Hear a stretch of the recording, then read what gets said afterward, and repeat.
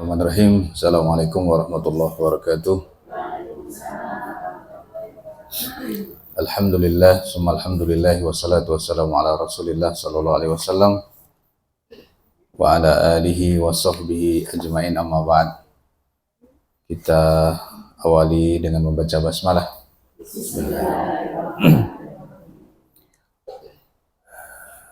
Kita lanjutkan di materi kita tentang adab, ya.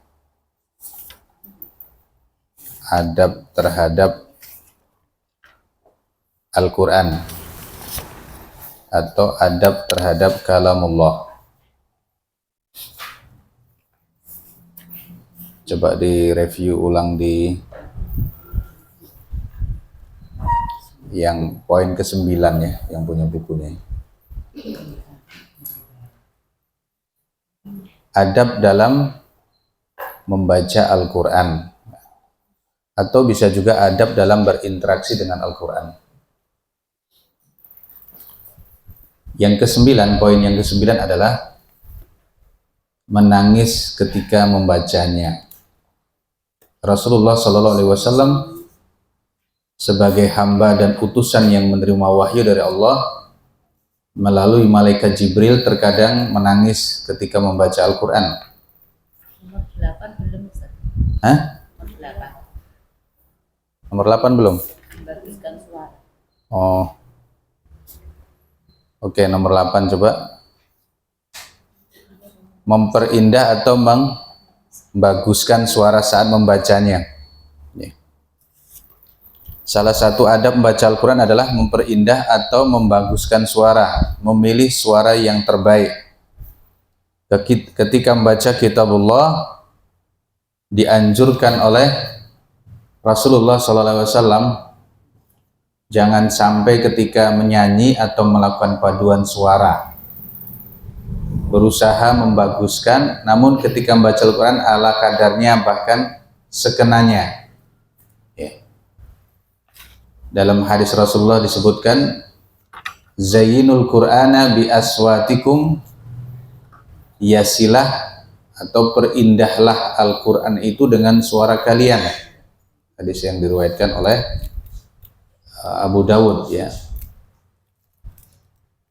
Kemudian dalam hadis riwayat Abu Dawud yang lain, laisa minna man lam yataghanna bil Qur'an, bukan termasuk golongan kami orang yang tidak melakukan Al-Quran. Di suaranya berusaha untuk bagus, mungkin suara kita nggak bagus, ya. Meskipun suara kita tidak bagus. Ukurannya apa bagus itu, Bu? Hah? Enak didengar.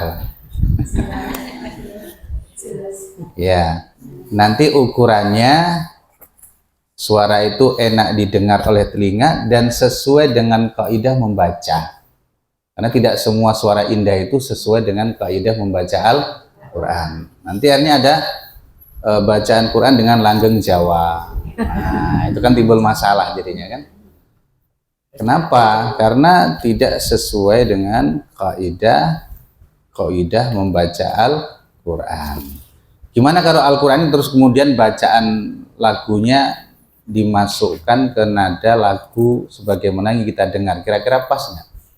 Ya enggak pas juga, kan? Nah, ada tempatnya masing-masing. Jadi ada kaidahnya, ada caranya dalam membaca Al-Quran.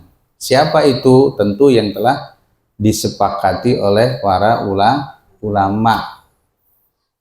Maka ada ilmu dalam Al-Quran itu ilmu qiraatil asrah, bacaan Al-Quran dengan menggunakan 10 cara menurut para ulama qurra, ahli qiraah. Jadi nggak sembarangan juga, asal ngarang-ngarang juga nggak boleh, ya. Karena di situ ada caranya. Jadi terus tidak kemudian bebas, yang penting kan berlagu, Pak Ustadz. Iya, berlagu, tapi ada caranya sehingga tidak menyelisihi kaidah-kaidah dalam membaca Al-Quran atau ilmu tajwid itu sendiri. Nah, gimana caranya? Ya, ibu-ibu bisa mendengarkan para imam atau para ahlul qura, ahli qiraah, baik itu imam sholat Masjidil Haram atau masjid-masjid yang lainnya, di situ udah standar. Jadi ada ukurannya, ya. Jadi tidak boleh kemudian membaca ya dengan lagu sesuai dengan keinginan. Dan ibu-ibu nanti bisa dilihat di YouTube, itu banyak Bu ya. Nah, nanti silahkan dilihat, diperindah dan diperbagus ya. Tentu kalau memperindah memperbagus itu kan berarti ada caranya. Caranya apa Bu?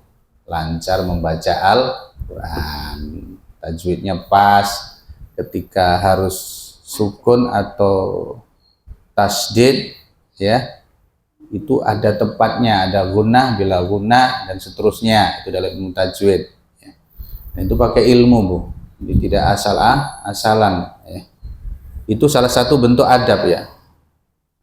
Makanya para ulama sampai menyimpulkan dari hadis ini ya, hiasilah, perindahlah Al-Quran itu dengan suara kalian. Suara kalian harus bagus didengar. Jangan kalau baik kita tuh kalau nyanyi saja gitu loh.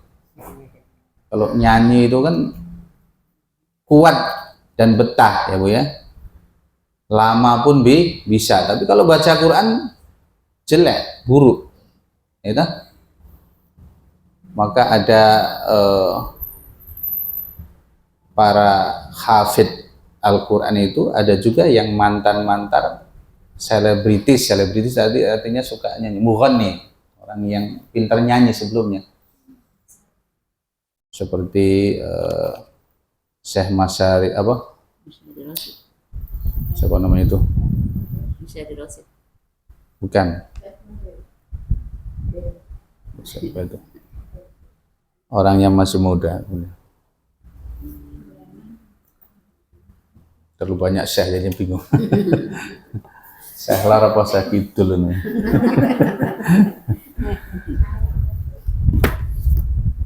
Syekh Afasi siapa itu? Nah itu kan dia dulu penyanyi. Ya. Penyanyi kemudian dapat hidayah. Mas Hari Rasid iya. Kalau nggak salah ya. Namanya hampir sama-sama dia. Ini dulu penyanyi itu Bu. Kemudian dia mendapat petunjuk, mendapat hidayah, dia dan jadi imam tuh enak suaranya. Nah, jadi bisa menyentuh ya. Al-Quran itu kalau dibacakan tuh kalau hati kita bersih itu masih akan tersentuh. Tapi kalau hati kita ini kotor tuh makanya susah tersentuh. Ya tahu Bu? Itu bisa kita rasakan itu. Kenapa kalau kita mendengar bacaan Al-Quran itu kok nggak tersentuh? Berarti dalam kaitan materi tazkiyatun nafs itu berarti kita ini banyak sekali kotoran apa penyakit hati. Maka orang yang punya penyakit hati itu susah sekali untuk tersentuh dengan Al-Quran. Nah itu yang harus jadi muhasabah kita tuh di situ Bu. Kenapa kalau orang-orang lain itu sampai membaca Al-Quran itu bisa hatinya itu tersentuh, bahkan bisa menangis kan pada poin selanjutnya itu. Jadi ada kaitannya dengan memperindah suara ya dalam baca Al-Quran. Makanya kalau orang yang sudah biasa, para penghafal Quran itu suaranya itu kan panjang, itu menjaga suara betul-betul ya Bu ya. Sama seperti penyanyi itu, kalau penyanyi itu kan kalau mereka itu makan itu hati-hati, dijaga. Beda dengan kita ini semuanya masuk saja ya. Ya harap dimaklumi suaranya ya jadi begitu. Yang baca Al-Fatihah kayak tertekan dia ya. Berat sekali ya Bu ya. Ya mungkin juga faktor itu ya Bu ya. Maka mereka juga demikian. Nggak boleh sembarangan minum ya, es ya. Kalau kita ini kan enggak ya, memang enggak bakat di sisi yang lain. Ya paling tidak suara itu indah buat kita ucapkan ketika ngaji. Kan kalau ngaji suaranya serak. Kan ada model orang gitu ya. Nek ngaji suaranya pelan sekali. Tapi nek bengok-bengok ya, suara keras tuh paling banter deh. Mana ada orang kalau kalau berbicara dengan orang lain itu kan suaranya jelas, tapi kalau ngaji tuh seperti tawon gemeremeng itu. Dan bacanya itu harus jelas Bu, nggak boleh baca kok lirih. Kalau lirih biasanya orang takut salah biasanya itu. Biasanya begitu. Bukan berarti kalau kita baca jelas itu untuk riya, bukan itu. Tapi sebenarnya supaya bisa didengar oleh orang lain. Kalau yang kita ucapkan itu adalah baik dan benar. Mana ibu-ibu kalau membaca Quran itu nggak usah malu-malu, baca saja, disuarakan, tidak apa-apa ya. Kalau misalnya bareng-bareng kayak gini Bu, ada orang baca bareng-bareng tuh, ya orang krungu blas suaranya. Kuwi ngopo kayak gini. Disuarakan biar nanti kalau orang lain tuh tahu kalau kita itu dalam kondisi salah. Dengan salah itu supaya ada yang membenahi dan jangan malu kalau salah. Udah takut wah disalah loh.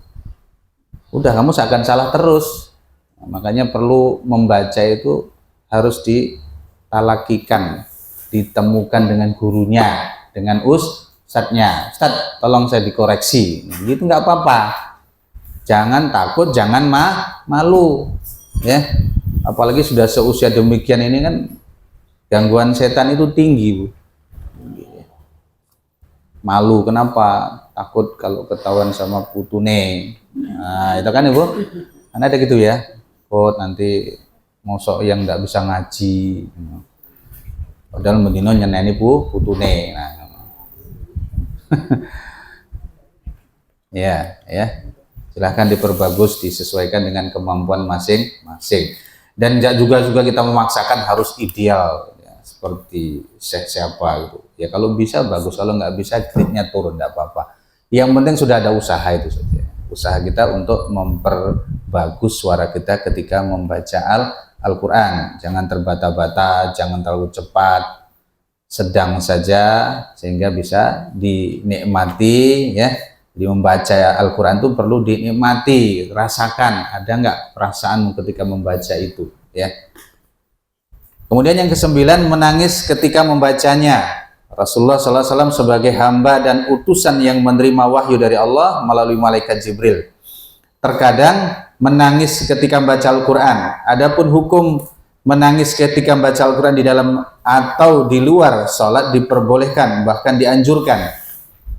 Dalil mengenai hukumnya termaktub dalam Al-Quran surah Al-Isra ya, di ayat yang ke 107 sampai 109. Kita bacakan artinya saja. Katakanlah Muhammad, berimanlah kamu kepadanya Al-Quran, atau tidak usah beriman sama saja. Bagi Allah sesungguhnya orang yang telah diberi pengetahuan sebelumnya, apabila Al-Quran dibacakan kepada mereka, mereka menyungkurkan wajah bersujud, tersungkur ya. Dan mereka berkata, Maha suci Tuhan kami, sungguh janji Tuhan kami pasti dipenuhi. Dan mereka menyungkurkan wajah sambil menangis dan mereka bertambah khusyuk. Pernah nggak nangis semacam ini Bu? Ya? Pernah nggak? Belum pernah ya Bu ya? Jadi itu menangis itu berarti kalau dilihat dari ini bisa termasuk sesuatu yang dianjurkan. Ya. Itu dalil pertama. Kemudian dalam surat Al-Maidah ayat 83. Al-Maidah 83. Dan apabila mereka mendengarkan apa Al-Quran yang diturunkan kepada Rasul Muhammad, kamu lihat mata mereka mencucurkan air mata disebabkan kebenaran yang telah mereka ketahui dari kitab-kitab mereka sendiri, seraya berkata, ya Tuhan, kami telah beriman, maka catatlah kami bersama orang-orang yang menjadi saksi atas kebenaran Al-Quran dan kenabian Muhammad Sallallahu Alaihi Wasallam. Sesungguhnya seseorang dapat menangis dan khusyuk karena merasakan keagungan Allah Subhanahu Wa Taala. Tangisan merupakan bukti hadirnya hati ketika membaca dan memahami kandungan Al-Quran. Namun betapa banyak yang dapat menangis ketika mendengarkan qasidah atau nyanyian yang berlirik sedih, sementara tak mampu menitikkan air mata ketika membaca atau mendengar ayat-ayat Al-Quran. Jadi kalau kita lihat itu kan, kita ini terkadang lebih banyak kalau nangis itu kalau lihat film, lihat sinetron, ya tahu Bu? Lihat apa lagi Bu? Lihat pertunjukan, lihat orang baca puisi ya Bu ya, bisa menangis ya Bu ya. Film India itu bisa nangis tuh. Nah ibu-ibu suka nangis lihat apa Bu? Apa? Ya nih bahasa Indonesia, wong Jawa itu berarti sing bahasa Jawa. Ya faktor itu juga ya, nggak tahu. Ya. Makanya perlunya ibu-ibu kan belajar bahasa Arab ya. Bisa tuh Bu? Nah, sudah tua Pak Ustadz.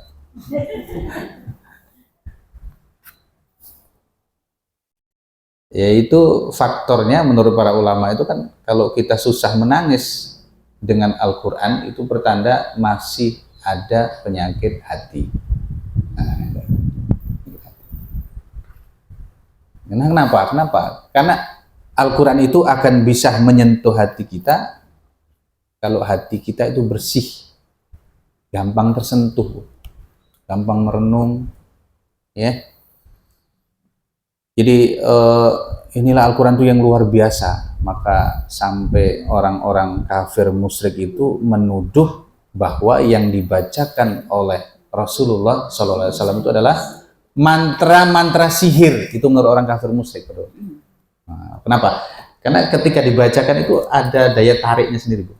Nah, bisa membawa seseorang kepada hal-hal yang tidak ia dapatkan ketika ia menjalani hidup. Ini nggak gampang Bu. Ngaji itu harus makanya supaya hati kita itu tersentuh terus, ya. Maka kalau sampai kita dalam membaca Al-Quran kok nggak pernah nangis, itu berarti dipertanyakan. Faktornya mungkin faktor bahasa bisa, tapi kalau hatinya bersih juga nggak juga faktor itu. Dan ketika kita misalnya sholat berjamaah dulu dengan imam, ya, imam nangis kita malah ikut juga, meskipun mungkin secara keseluruhan ayat yang dibaca itu kan tidak paham semua itu. Paling sing dihafal anar neraka jahannam fi nari jahannam khalidina fiha. Nah, biasanya yang sifatnya yang menakutkan di tempat-tempat itu Ibu ya. Nah kayak gitu tuh biasanya baru karena imamnya nangis kita juga ikut ya, terbayang. Tapi anehnya kita itu kalau pas sendiri tuh kok ya susah Ibu ya. Pernah nggak Ibu kalau misalnya pas sholat atau sendiri membaca Al-Quran itu menangis waktu itu? Nah, susah ya Bu ya. Karena memang belum kita ini belum menghadirkan hati kita itu untuk Al-Quran aslinya. Makanya kenapa kita semangat membaca Al-Quran itu menghatamkan, baca terus. Seperti panjenengan ini udah nggak ada kata lain kok mau males itu. Ya itu yang terbaik itu lisan kita itu membaca Al-Quran. Merasa mikir, tuang ini apa mungkin Pak Ustadz hafal 30 juz. Rasa mbok pikir. Dan kamu baca, hatamkan, nanti kalau masih ada waktu kamu bisa menghafal. Kalau nggak bisa 30 juz ya 15 juz, kalau nggak bisa ya 5 juz, kalau nggak bisa 1 juz, nggak mampu juga berapa surat, tapi kamu punya hafalan itu gitu loh. Karena sudah semacam ini memang tidak gampang seusia gini kon ngapal, di sini komeng sambat, nah, Ya, bertakwalah sekuat mungkin, jangan sampai tidak membaca dan renungi. Makanya ibu kalau punya mushaf itu ada Al-Quran sama terjemahannya dulu. Nah, pelan-pelan saja. Oke, baca 1 juz misalnya Bu ya, sudah 1 juz misalnya ya, atau setengah juz. Nanti sebelum ditutup baca beberapa ayat yang menurut dari sejak awal misalnya, berapa ayat saja, nggak harus setengah juz dibaca semua, dibaca terjemahnya, enggak. Beberapa ayat saja direnungi, udah tutup, istirahat, cari aktivitas yang lain. Begitu ya. Karena untuk mentadabburi, merenungkan, memahami terjemahan itu juga perlu suasana, karena tenang ya. Sehingga bisa kita memahami ayat-ayat Allah. Bisa saja ibu-ibu kalau pas mau merenungkan ayat-ayat tadi, setelah kajian ada ayat-ayat penting, nanti pulang itu dibuka terjemahannya. Tadi surat apa tuh tadi? Kalau saya ada tertarik, bisa dibuka itu, dibaca. Kalau ada tafsir penjelasannya dibaca lagi. Nah begitulah Bu ya, terusnya. Ya. Itu dalam rangka apa? Agar kita bisa, hati kita tersentuh. Kalau hati ini sudah tersentuh, maka memungkinkan untuk ya menangis itu tinggi. Ya. Ada sahabat Rasulullah SAW itu kalau menjadi imam tuh mesti menangis. Siapa? Yang gampang hatinya tersentuh siapa? Abu Bakar As-Siddiq. Kalau kita ini mungkin kok kan dosa yang ini gitu. Salah kali Bu. Ya itulah kita ya. Dosa itu tidak harus yang nampak di jalan raya. Dosa pada diri kita, suudzon, berburuk sangka sama Allah, ya. Lisannya berkata kotor, itu dosa. Suka mengumpat, suka mencela, suka riya, suka sum'ah, kayak gitu itu dosa itu. Nah itu lihat diri kita makanya ya. Banyak-banyak istighfar gitu. Kok susah sekali ya Allah saya itu. Kalau ada orang berbicara Allah itu kok candaannya kok suwe gitu. Nyambungnya lah. Itu faktor itu Bu ya, hati itu. Hati itu perlu dijaga terus. Maka doakan hati kita ini semoga gampang sekali tersentuh dengan ayat-ayat Allah, dengan firman Allah Subhanahu wa taala dan Al-Qur'an itu sendiri ya. Sesungguhnya Al-Qur'an ini diturunkan dengan kesedihan. Ya, dalam hadis ya, meskipun hadis ini dhaif ya. Tapi secara ilmu boleh diketahui ya. Sesungguhnya Al-Quran ini diturunkan dengan kesedihan, apabila kamu membacanya hendaklah kamu menangis, jika tidak mampu menangis berusahalah untuk menangis, dan hendaklah kalian memperindah dengannya. Siapa yang tidak memperindah bacaan Al-Quran bukan termasuk golonganku. Nah, ini termasuk itu. Ya, berusaha Bu ya. Ibu-ibu dalam 1 tahun menangis nggak baca Quran? Ada nggak itu? Tahun 2023 kemarin. Ada nggak nangis di situ baca Quran? Raketan pisan ya Bu? Ada ya Bu ya? Ada, alhamdulillah. Jadi kalau ada di situ berarti ada tanda-tanda kebaikan. Nah, saya nggak bisa nangis Pak Ustadz. Apa faktornya? Ya mungkin karena faktor nggak paham. Faktor yang lain mungkin kokain dosa, hatinya kotor, ya. Kalau doa gimana? Gimana? Kalau Doa. bisa nangis. Iya. Bisa, tapi lebih spesifiknya kalau di sini jelaskan Al-Quran. Biasanya kalau orang baca Al-Quran nangis, nanti doa akan menangis. Tapi kalau baca Quran nggak nangis, biasanya lah ya, nanti biasanya doanya palsu, karena suasana terbawa. Ya, doanya hanya tertentu saja. Tapi idealnya kalau bisa nangis itu terutama ketika membaca Al-Quran. Prioritasnya di situ.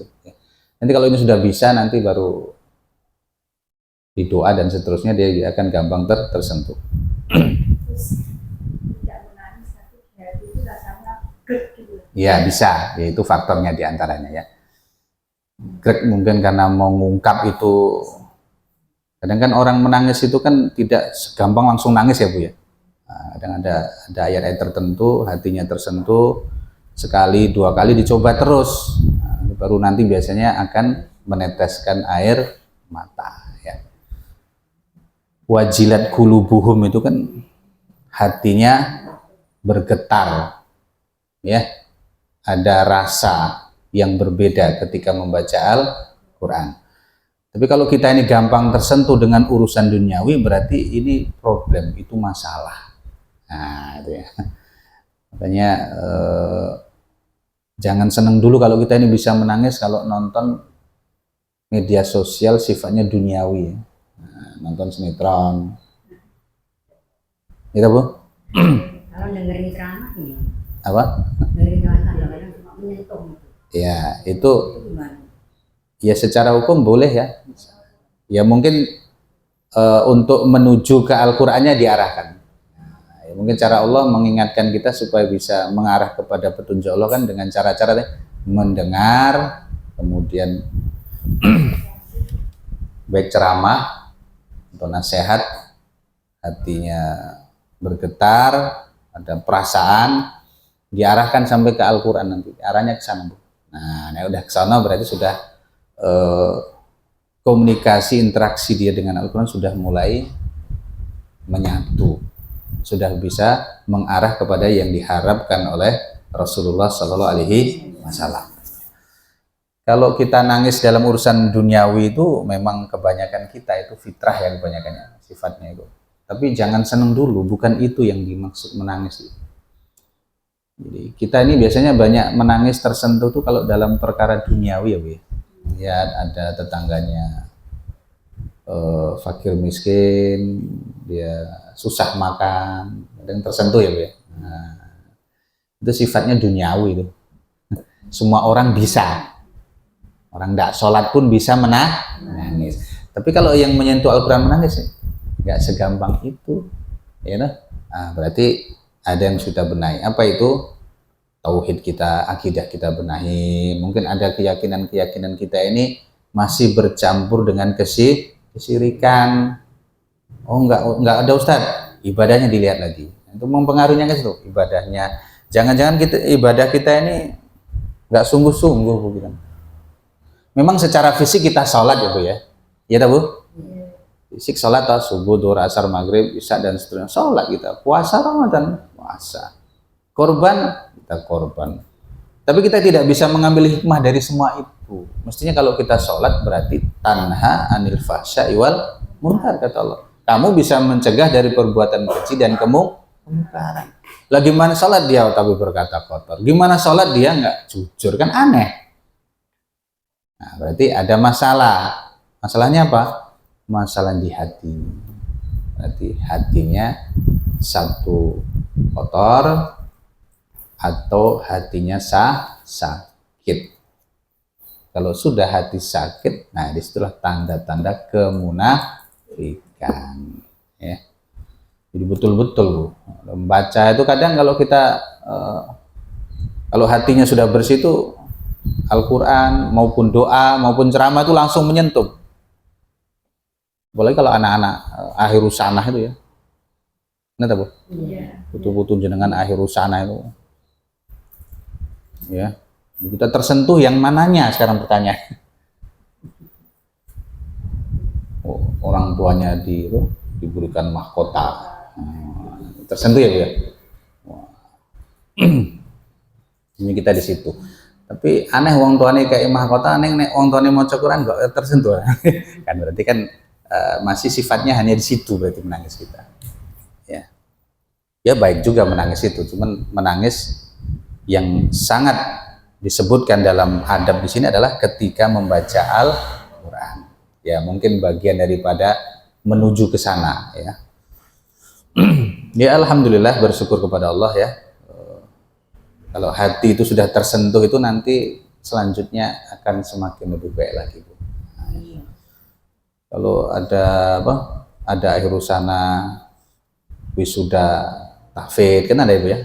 Nah, wisuda itu kok nggak bisa menangis, wah itu memang sudah keras jadi hati, Bu. Nah, keras, hatinya sudah beku. Beku itu sudah susah untuk menerima kebenaran. Kita ngeliat anak-anak kecil kalau udah di wisuda itu kalau merasa udah beda, ya Allah. Itu anak orang lain loh, bukan anak kita loh kadang. Bukan putunya kita, tapi putunya orang lain. Nah itulah dulunya kayak gitu, Bu ya. Salah satu itu pakai ilmu semuanya, Bu ya. Tidak hanya sekedar jadi gitu ya, Bu. Kalau nangis hanya di tempat itu berarti air mata kita itu nangisnya air mata sementara, ya. Air mata buaya. Kalau air mata yang sesungguhnya dia menangis itu betul-betul dia hatinya akan tersentuh, ada perbaikan. Ya, begitu memang. Ya. Bisa dikatakan buaya kenapa?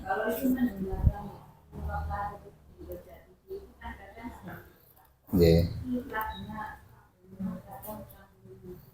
Nah, ya bagus itu berarti. Padahal nggak paham ya, Bu ya. Tapi tidak apa-apa, paling enggak itu sudah salah satu ya di antara Allah menunjukkan dia itu untuk mengarah ke sana. Secara pelan nanti lama-lama bisa. Makanya Ibu baca Quran nih, bahasa Arabnya itu kan ada tuh ya, lafadznya. Nanti kalau sudah selesai, paling enggak beberapa ayat ambil yang kira-kira panjenengan ada rasa tersentuh di situ, Bu. Ayat ini tuh. Nanti kalau ada tafsirnya dibuka tafsirnya itu. Oh, ini maksudnya ini. Nah, atau ada kisah misalnya baca itu. Dah, jangan nggak usah lama-lama, itu nggak perlu lama-lama gitu, Bu. Mau cek Qur'annya setengah jam, mau tafsirnya setengah jam, wis kesel, Bu. Cukup satu ayat saja, tapi konsisten ya, Bu. Satu ayat, besok satu, gitu saja, ya. Sederhana, Bu itu, Bu. Itu salah satu untuk melatih kelembutan hati kita. Oh, itu tuh maksudnya. Nah, kenapa kok dia nangis? Kalau perlu tanya, tadi kamu nangis tadi kenapa? Karena imam tadi membaca surat ayat berapa itu? Nah, dibuka, Bu. Nanti pulang ke rumah buka. Kalau mungkin lagi rame-rame susah khusuk. Biasanya kalau untuk menyentuh di sepertiga malam lagi menyendiri dulu, Bu. Jangan pas rame-rame, nggak bisa, Bu. Tenang ya, suasana tenang ketika sedang beribadah kepada Allah. Buka satu ayat, direnungi tadi yang dibaca tadi, kok teman-teman saya bisa nangis, kok saya enggak, itu kenapa? Dilihat lama-lama, loh, ayat ini padahal yang ini kok iso nangis, apa penyebabnya? Nah, dibuka lagi rahasia itu. Satu ayat, nggak usah banyak-banyak. Banyak-banyak nanti malah pusing gitu kan.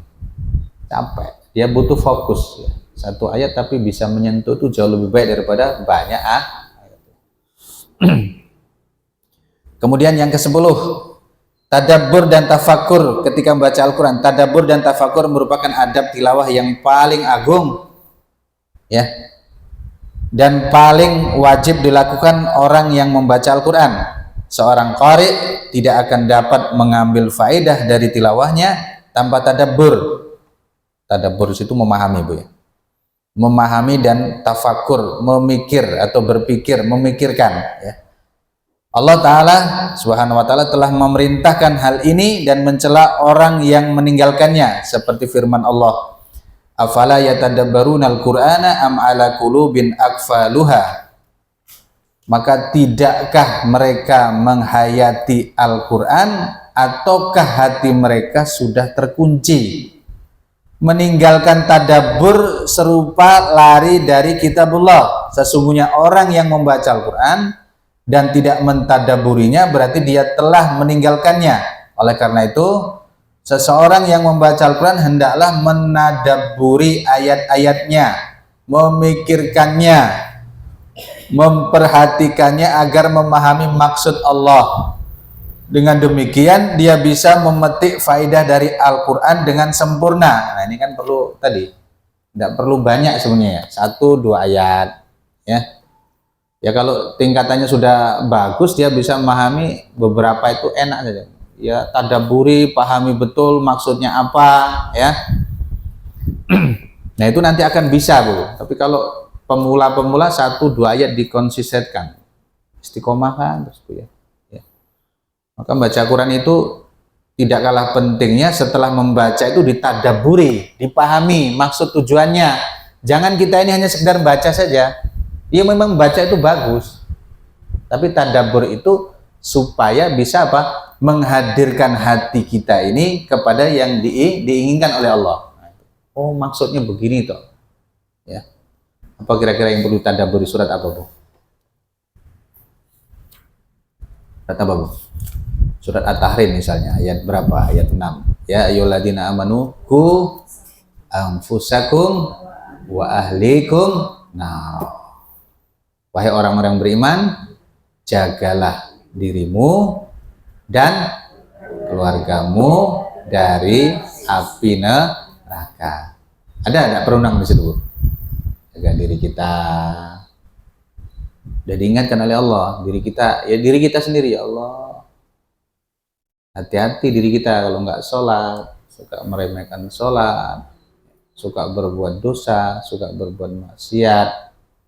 Jaga dirimu dari api neraka. Sudah dirimu baik, apa selanjutnya dalam ayat itu?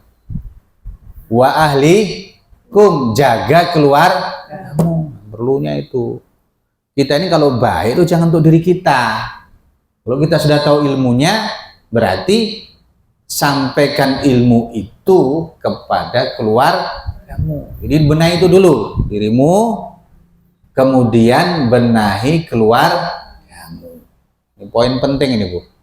Karena ada orang membenahi orang lain tapi dia melupakan dirinya. Nah, ini berbahaya. Kabura maqtan kata Allah. Dosa besar. Maka kita berusaha mulai dari diri kita. Benahi. Sholat 5 waktunya sudah tepat belum? Terus tepat waktunya belum? Udah, alhamdulillah, kreditnya naik, ya. Suka kesiangan nggak sholat subuh? Alhamdulillah tidak. Suka menunda nggak? Dilihat lagi. Ya. Nah, ono jagongan. Nah, gangguannya di situ ya, Bu, ya. Ya, nanti ada udur-udur yang diperbolehkan, ya, jadi nggak boleh dibuat-buat. Udur yang diperbolehkan apa? Ketika safar, kapan boleh menjamak, kapan boleh mengqasar, itu hukumnya sudah ada. Ya, sekelas kita ini ngajinya panjenengan sudah puluhan tahun ini, kalau masih subuh saja bermasalah itu istighfar dengan nanti ada masalah, istighfar, taubat, memperbaiki diri. Udah mau apa lagi toh, Bu? Sing digoleki apa neh toh, Bu? Apa, Bu? Sing digoleki apa? Hah? Akhirat. Mati, Bu, itu loh. Kita kadang mikir lama-lama renungkan, ya Allah, sudah usia 60 ini. Lama-lama ya mati kita ini. Tapi kalau mati cuman menang pasif aja, kamu enggak baca Quran, terus mau ngapa kamu gitu loh? Quran, tadaburi, berdoa kepada Allah semoga masih diberi kesempatan. Udah itu aja, Bu. Usah ngurus tetangga, kamu ngurusi tetangga nggak selesai-selesai. Senengane wong ghibah kan ngurusi tetangga tak asli kan. Kurang kerjaan teman-teman. Udah fokus akhirat, Bu. Karena hidup tuh nggak lama Bu aslinya kalau kita renungi. Usia berapa, Bu? 60, siap-siap tuh, 60, 61, 62, 63. Terus 70 siap-siap kok kowe. Oh, ini sudah menakut-nakuti. Kok posisi kayak gitu sudah menakutkan, Bu. Jadi siapkan, jangan menyiapkannya cuma ala kadarnya. Persiapan yang maksimal sehingga nanti kita bisa mengambil hasil daripada yang kita lakukan tadi. Kalau cuma sekedar usia semacam 60, 55, 60, 70. Saya mbok pikir panganan capek, Bu. Udahlah. Ya. Udah rumah Allah beri rumah sudah alhamdulillah. Udah. Mau ngapa lagi? Mau kamu tingkat lagi. Terus usia 70 arep nggo apa? Arep mbok gawe kamar sing oke. 10 menit arep nggo apa? Arep kos-kosan. Biar yang ngurus nanti anak generasi kita di bawah kita yang ngurus. Kita udah fokusnya, udah persiapkan untuk anakmu kewajibanmu membekali anakmu. Udah itu. Orang tuanya jangan sampai capek dunia, akhirnya ibadahnya terlantar, jangan. Kadang kalau kita ngurusi dunia ini ramari-mari, capek tuh. Yang penting kewajiban untuk anak sudah tercukupi lah ya. Makan sudah, alhamdulillah. Fasilitas sekolah kita penuhi. Udah itu aja fokusnya. Anak-anak dimotivasi akhiratnya. Orang tuanya cari yang halal. Udah gitu aja. Berjalan. Udah nggak usah neko-neko. Udah umur segini kok ya, sing mbok pikir cuma healing terus. Iya. Iya boleh, tapi jangan sering. Healing. Kalau dibutuhkan saja, tapi jangan dikit-dikit. Kemudian mindsetnya apa, pengajian nek arana wisata ya seru Pak Ustaz. Nah, ini mulai bergeser cara berpikir itu ya. Jangan ikut-ikutan di kampung buat turuti ramari-mari. Itu Ustaz, tetangga saya itu jamaahnya setiap 1 pekan sekali jalan-jalan. Terus ngapa gitu loh. Nah, nanti ya kalau memang diperlukan, terkadang refreshing itu ada nih ora setiap pekan, ora setiap sasi. Oh ngaji ini orang rampung-rampung kon tuku buku angel itu kan. Nah, misale ngono lho. Ustaz malah ngelingkin. Makanya hati itu kalau nggak tersentuh tuh, misalnya ngapunten ya Bu, di mana-mana Bu. Kon tuku buku mikir Bu, larang Pak Ustaz. Iya Pak Ustaz. Ya itulah karena hatinya bermasalah di situ. Tapi nek tuku pulsa kok iso ya Bu? Nah itu. Ini kita kan bisa nanya diri kita ya Bu ya. Ya Allah ternyata inilah kalau hati kita inilah lalai ya. Hati kita inilah lalai. Ya. Saya selalu meminta kepada sekarang mindset saya ngaji itu udah dari dulu itu harus pakai buku. Ya, jadi bukan ngikuti orang-orang maunya sekarang instan. Buku yang sedikit inilah yang bisa kita amalkan. Nggak langsung diamalkan jeglek dari A sampai Z, enggak, butuh fase.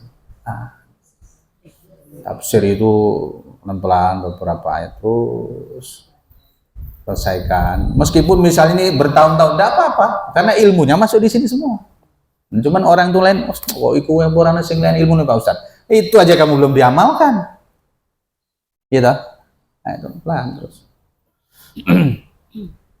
Itulah pentingnya kalau ngaji itu, kalau pakai kitab itu meskipun kitabnya kecil, ada tipis nggak apa-apa, tapi ada panduannya, ada referensinya, sehingga ketika disampaikan tidak kemana-mana, arahnya sama. Nanti bisa ibu-ibu ulang terus. Ibu-ibu nyatet gitu kan capek tuh Bu. Itu Bu. Mana hilang dia Bu. Contohnya. Itu tanya Budos itu. Nggak tahu ini stoknya masih nggak di TS. Dulu kita nyetaknya itu di TS 3 serangkai. Tapi mestinya masih kalau tanya. Hah? Pesan dulu nanti Pak Ustaz. Kenapa? Pesan dulu kan nanti. Kalau ada yang mau beli. Langsung ke sana aja dulu menanya. Nanti dilihat stoknya masih ada nggak? Karena ini sudah cetakan pertama udah lama ini. Lah dulu kita punya apa? Salah satu jamaah kita kan di sana, makanya dulu kita tahu Ustaz nyetak di sana aja Ustaz, dibuatin. Oke. Qadarullah meninggal sudah. Yang meninggal terus kontaknya mau ngontak siapa yang kenal, udah resign dari sana. Waduh juga. Ya alhamdulillah. Ini sudah masuk cetakan berapa tuh? Baru Pak tuh. Cetakan pertama Solo 2018. Berarti sudah berapa tahun Bu? Sudah nilai itu. Iya. Dulu ada beberapa tahun yang lalu di mana di Gramedia, tapi nggak tahu sekarang udah lama. Alhamdulillah ya, udah bisa bermanfaat itu aja. Nah, sekelas-kelas ibu ini udah capek nyatet itu udah lelah. Nah, tujuannya berarti minggu ya. Nah, iya. Iya. Ya alhamdulillah. Oh iya. Nah. Jam. Ning bar kuwi bilang. Terkadang wis masalahnya kan awake dhewe iki tingkatannya beda, Bu. Makanya ulama menyebut dulu tuh bukan mendengar, qayyid kitabaka ya. Ikatlah ya ilmu itu dengan tulisan. Nulis itu. Sekarang udah zamannya nggak nulis. Gitu. Zamannya buku. Nah, buku kalau buku ini kenapa? Kalau kita punya itu bisa diulang di rumah. Nah, mencatat itu melelahkan aslinya. Memang bisa menghilangkan ngantuk, memang bisa. Nek lagi pas Arab ngantuk. Gini kan masih tandai sendiri. Itu salah satu manfaatnya. Tadabbur ya, dipahami betul ya. 1, 2, 3, 4 dan seterusnya ayat. Rasulullah SAW dan para sahabat, dulu para sahabat SAW itu ketika mentadabburi Al-Quran itu, mereka ketika bermajelis bersama Rasulullah itu mempelajari Al-Quran dengan tafsirnya itu 5-10 ayat satu kali pertemuan. Tapi tidak begitu pekan selanjutnya itu langsung pindah. Kalau mereka tidak begitu, Bu. Dapat 5 ayat atau beberapa ayat misalnya mereka hafalkan, kemudian mereka tadabburi, pahami, kemudian mengerti maksudnya, baru diamalkan. Begitu diamalkan, baru dapat ayat lagi baru. Nah, itu mestinya begitu belajar itu. Kalau model kita ini kan tidak kuat. Gitu? Sing liyane. Nah, sekarang kita kita coba ya. Saya rasa kalau diamalkan kan bisa ya. Pelan-pelan sesuai dengan kemampuan. Maka para sahabat dulu sekaligus belajar sekaligus menghafal. Menghafal berat nggak, Bu? Wah, buat Pak Ustadz. Nah, baca saja sudah berat apalagi menghafal ya.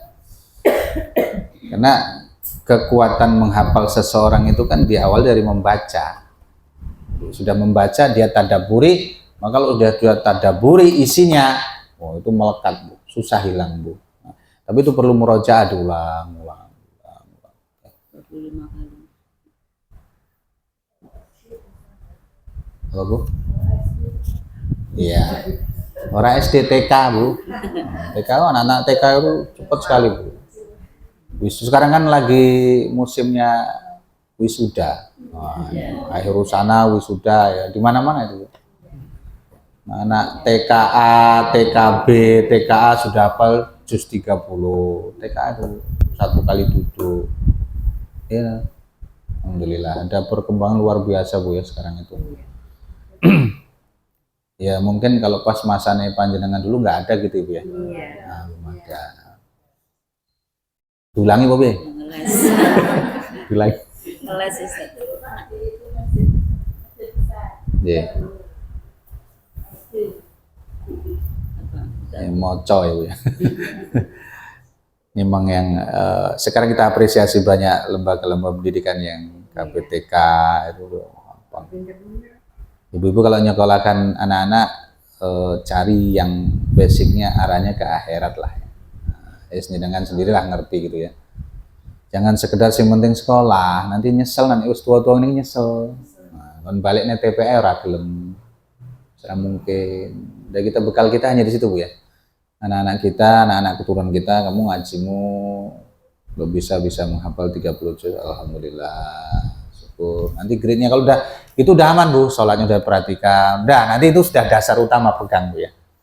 Alhamdulillah kita sudah menanamkan kebaikan bagi anak keturunan kita. Nanti kalau besar udah sendirinya udah otomatis, Bu. Wis ora takon, iso ngaji ora, pertanyaan desa. Iso ngaji ora.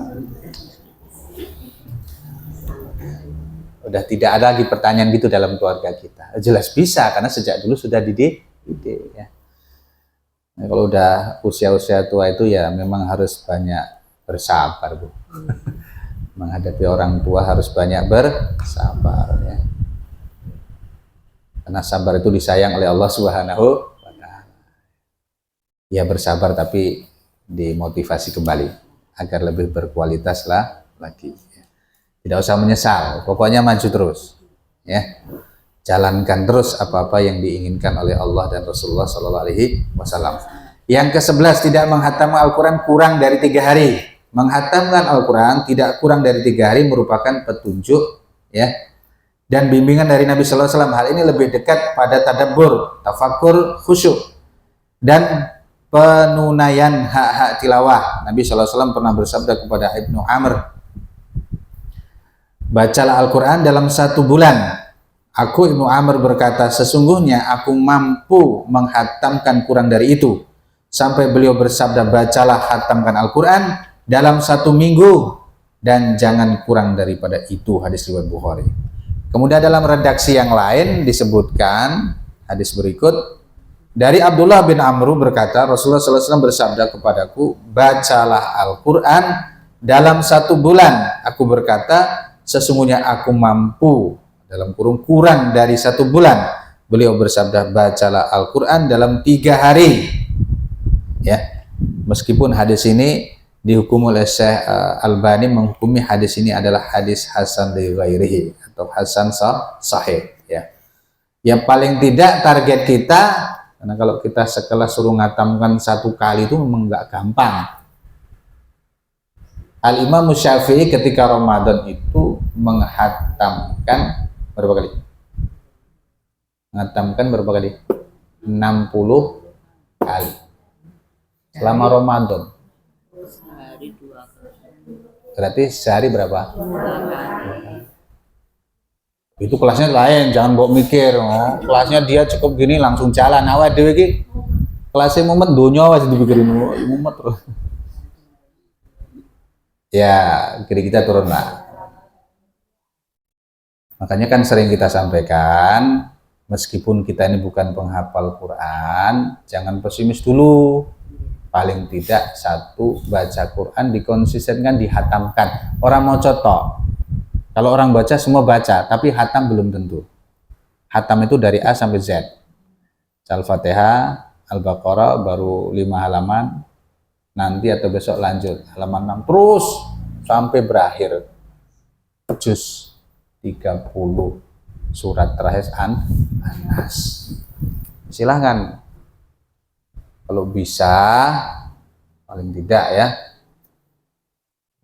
1 pekan nggak susah Pak Ustadz. Ya udah mundur 2 pekan, mundur kapotan 1 bulan sekali. Pak Ustadz masih ada berhalangan Pak Ustadz kalau wanita. Ya wes mundur lagi 2 bulan sekali. 2 bulan sekali itu paling enggak 1 hari itu setengah juz.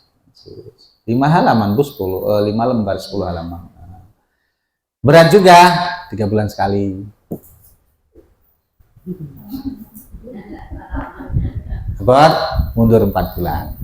Nah, ya jangan kelamaan nanti mundur tekan Ramadan padha wae. Semakin dia bisa menghatamkan lebih cepat, lebih ke depan, 1 bulan tadi bagus. Ya dipaksa, memang dipaksa Bu ini. Kalau nggak dipaksa segini terus kita Bu. Terserah gimana caranya jenengan iso maksa awakmu dhewe. Aja maksa wong liya. Paksakan diri kita. Memang pertama itu memulai itu berat. Ada aja gangguan setan Bu. Burung godok wedang lah, sopo masak urung, wis begitu menggangguan. Terutama di waktu-waktu habis subuh, Bu. Nanti kalau tahajud itu misalnya bisa bangun jam 3 misalnya Bu ya, jam 3. Salat setengah jam lah ya. Doa, zikir, istighfar. Kan capek ya Bu, capek laren sih. Tenang saja kalau udah bisa bangun malam enak. Buat wedang, minum panas, sambil berzikir astagfirullah. enak Bu, melihat jendela dibuka itu. Nah, setelah itu zikir doa sudah, coba baca Quran Bu. Atau biasanya habis sholat baca Quran itu cepat, enak. Biasanya lancar Bu. Nanti kalau ngantuk minum istirahat sambil nunggu subuh. Dikontinyukan gitu.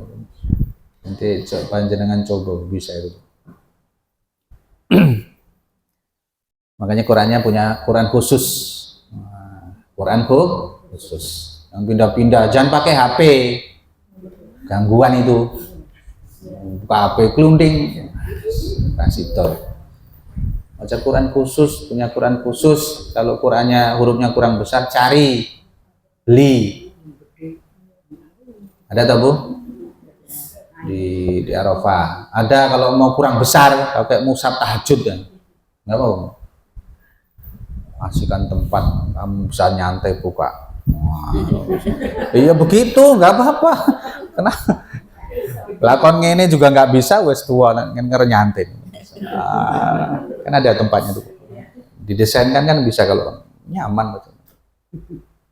Udah ngelihatnya kan kacamata kan bisa dilepas. Jadi nggak ada alasan nggak. Ayo alasannya apa? Comoto Qurane sing gede hurufnya ono. Apa listrik nyala no. Ya, gangguan setan tuh memang ngeri Bu.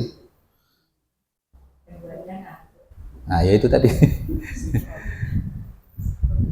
Ya, jangan ngelamun ya, jangan ngelamun, bingung.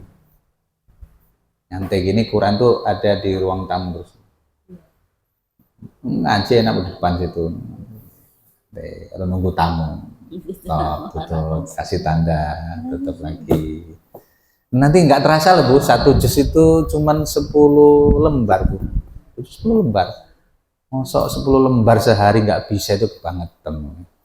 Kita kalau baca WA itu berjam-jam ya kuat. TV-nya tinggalkan dulu. Boleh nggak WhatsApp?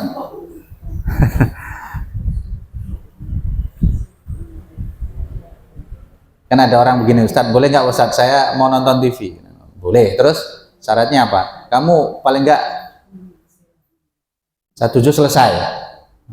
Nah, buat itu nggak gampang itu. Pertama yang semangat ya Bu. Namun kedua, ketiga baru terasa itu. Abot meninggi. Apalagi nanti kalau udah masuk surat Yusuf itu kan aneh-aneh yang dibaca itu kan. Iki opon nggak ngaku ngeja barang itu kan ya.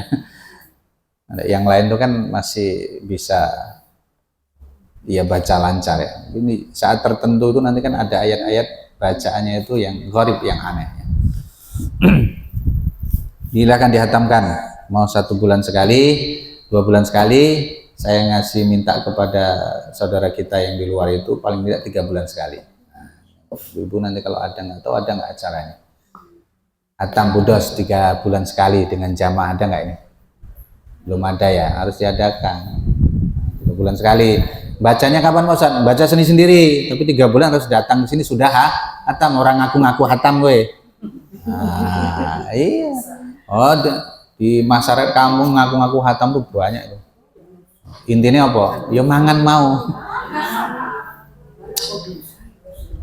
Ibu-ibu ini bisa 3 bulan sekali bisa. Tinggal 3 bulan kita khatmul Quran, doa, tausiah, selesai. Makan-makan selesai. Itu untuk apa? Memudahkan. Biasanya kalau kita bareng-bareng tuh bisa Bu. Ini dewe-dewe angel Bu. Kalau ada, yuk kita komitmen yuk 3 bulan, kita mulai sekarang, berani nggak? Berani. Nah, nanti bisa itu Bu. Ya udah ada yang mulai itu. Maka ada majelis khatmul Quran. Paling enggak 3 bulan sekali lah. Kemudian menjaga Al-Quran dengan selalu membacanya, termasuk ya. Suatu keharusan bagi setiap muslim untuk menjaga Al-Quran dengan senantiasa mengadakan hubungan atau ikatan terhadap Allah dan kalamnya. Dari Abu Musa, dari Nabi Sallallahu Alaihi Wasallam, ya, ulang-ulangilah Al-Quran demi zat yang jiwaku di tangannya, sesungguhnya Al-Quran itu lebih cepat hilang dari unta yang terlepas dari ikatan. Nah, tuh ya Bu. Ya begitulah, makanya para penghafal Quran itu luar biasa esranya Bu ya. Maka orang menghafal Quran itu nggak bisa disamben, aslinya nggak bisa. Ya fokus, ya. Tiada hari tanpa menghafal Al-Quran. Ya. Kemudian yang ke-13, membaca tasbih, ta'awud dan doa ayat tertentu. Ya. Termasuk dari sunnah, yaitu ketika melewati ayat yang mengandung tasbih, membaca subhanallah ketika melewati ayat tentang azab, memohon perlindungan dengan membaca ta'awud ketika melewati ayat rahmat, memohon karunia kepada Allah.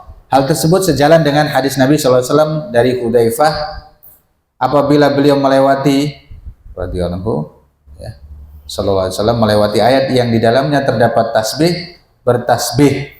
Apabila melewati ayat permohonan, beliau memohon, dan apabila melewati ayat permohonan perlindungan, beliau memohon perlindungan. Hadis riwayat Muslim, ya, hadis sahih yang diriwayatkan oleh Imam Muslim. Sabbihisma rabbikal a'la. Perintah untuk bertasbih, subhanallah. Cuman kalau membacanya diusahakan paling tidak di luar sholat ketika membaca. Wastaghfirullah, itu kan beristighfarlah kan kepada Allah, berarti istighfar. Pelan aja dikit, lanjut membacanya. Fakabbiru, maka bertakbirlah, Allahu Akbar, baca lanjutnya. Misalkan terutama di luar sholat. Kalau di dalam sholat berhati-hati, misalkan. Meskipun ada ulama membolehkan, ya. Meskipun ada ulama membolehkan, tapi lebih kehati-hatian. Sudah biarkan, nanti kalaupun kamu ingin menyebut, ya, berta'awud, ya. Fa'idha qara'tal Qur'ana fasta'in billah. Maka jika kamu membaca Al-Quran, maka bacalah ta'awud. Baca ketika di luar salat, a'udzubillahi minasyaitonir rajim, ya. Kemudian 14, melakukan sujud tilawah ketika membaca ayat sajdah. Ada sujud tilawah tabu baliknya. Sujud tilawah nanti ada petunjuknya di situ. Tata caranya sujud tilawah. Sujud tilawah hanya sekali sujud. Cara sujudnya seperti sujud dalam sholat, tidak disyariatkan takbiratul ihram dan salam. Lebih afdal jika sujud dilakukan di luar sholat. Bersuci, tetapi para ulama berbeda pendapat. Menurut jumhur ulama disyariatkan bersuci sebagaimana sholat dan menghadap kiblat. Menurut Ibnu Hazm dan Ibnu Taimiyah tidak disyariatkan seperti sholat, karena sujud tilawah bukan sholat tetapi ibadah, dan secara mutlak ibadah tidak mengharuskan bersuci. Kalau bisa ketika membacakan usahakan dalam keadaan suci, lebih enak, lebih nyaman. Nanti ketika menjumpai, nah itu di bawahnya tuh ada apa? Ayat sajdah pada Al-Quran biasa ditandai dengan kubah masjid, biasanya ada tuh. Panjenengan lihat di Al-Quran itu kan ada gambar kubah masjid atau lainnya. Ada juga tulisan di sampingnya Al-Quran itu tulisan as-sajdah. Lihat kanan, oh di situ. Kalau nggak kanan, lihat kiri. As-sajdah. Oh berarti ini ayat as-sajdah dianjurkan, disunahkan untuk sujud tilawah. Sujudnya gimana? Lagi duduk, makanya usahakan kalau bisa membaca Al-Quran menghadap kiblat. Meskipun menghadap ke sini juga boleh. Kalau pas sendirian memungkinkan, hadaplah ke kiblat. Begitu nanti mendapatkan ayat sajdah langsung saja sujud. Yang dibaca apa? Nah di sini. Sajada wajhiya lilladzi khalaqahu wa sawwarahu wa syaqqal sam'ahu wa basarahu bi haulihi wa quwwatihi fatabarakallahu ahsanul khaliqin. Nek ra iso piye? Ya wes sujud wae. Apalagi kalau dalam sholat itu kan ada sujud sahwi ya Bu ya. Nah, ada yang menyebut sujud saja kamu, nggak apa-apa. Ada lagi yang menyebut baca aja doa sujud seperti sholat. Kalau udah waktu sholat bersama-sama, kemudian ada dua yang ada Sajdah. Terus melakukan ketika sholat sendirian atau berjamaah? Kalau berjamaah ikuti imam. Nah imam sujud rasa sujud. Nah imam sujud berarti kita sujud. Nah itu enak. Jadi makmum itu paling enak.